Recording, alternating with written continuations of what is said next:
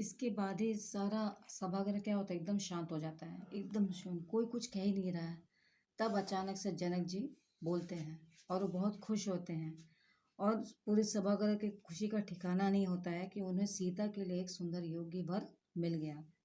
और इसी के साथ उनकी प्रतिज्ञा भी पूरी हुई, क्योंकि राजा जनक ने प्रतिज्ञा ली थी ना कि जो शिव धनुष को तोड़ेगा उसी के गले में सीता वरमाला डालेगी।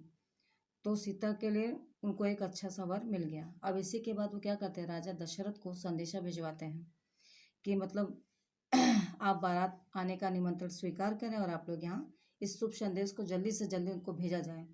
तो उस समय में दूध भेजने के लिए सबसे तेज रथों का इस्तेमाल होता था। सबसे तेज यानी कि जो बहुत जल्दी रथ जो तेज चलता है वो चल के पहुंचे और वहाँ जल्दी से जल्दी सूचना को मिले। ये सूचना जैसे ही दशरथ जी को मिलती है, सारे जन दशरथ जी के सारे में सरजू जी में अयोध्या में पूरी खुशी की लहर दौड़ जाती है। महाराज जनक का संदेश मिलते ही सब अयोध्या में खुशी का वो लोग आनंद फानंद में तैयार होते हैं। हाथी घोड़े रथ इस सभी की सेना मिथिला के लिए लेकर वो लोग 5 दिन उन्हें लगते हैं वहां पहुंचने में। 5 दिन के बाद जनकपुर एकदम जगमगा रही थी, हर तरफ से खुशी की लहर थी।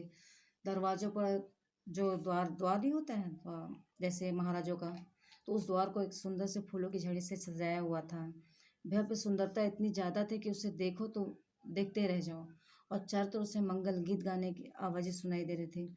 दर्शकों की अपार भीड़ थी कि हर कोई खिड़की से देखना चाहता था कि देखें देखें कौन क्या कर रहा है, जरा राम को देखें। और दशरथ जी जब पधारते हैं, इसी के बाद क्या होता है कि राजा जनक दशरथ जी को मिलते हैं। तो वो विदेहराज यानी राजा जनक जी, वो अपनी एक प्रतिज्ञा तो पूरी होती है, तो अपनी बेटी के लिए तो वो खुश होते हैं, लेकिन वो अपने एक इच्छा को जाहिर करते हैं कि अगर मेरी एक इच्छा है कि अगर आप मेरी बेटी जो छोटी पुत्री है मेरी उर्मिला, उसके लिए अगर आप लक्ष्मण का भी रिश्ता स्वीकार कर लें। और जो मेरे भाई हैं कुशध्वज, तो कुशध्वज की भी 2 पुत्रियां थीं, एक मांडवी और एक श्रुतकीर्ति। तो मांडवी का विवाह भरत के साथ और श्रुतकीर्ति का विवाह शत्रुघ्न के साथ। तो तुरंत इस प्रस्ताव को जब राजा दशरथ सुनते हैं तो बहुत खुश होते हैं और वो कहते हैं कि हाँ मुझे स्वीकार है। और इस प्रकार से चारों भाइयों का शुभ विवाह वहाँ संपन्न होता है। इसके बाद विवाह कुछ समय तक बाराती वहाँ रहते हैं।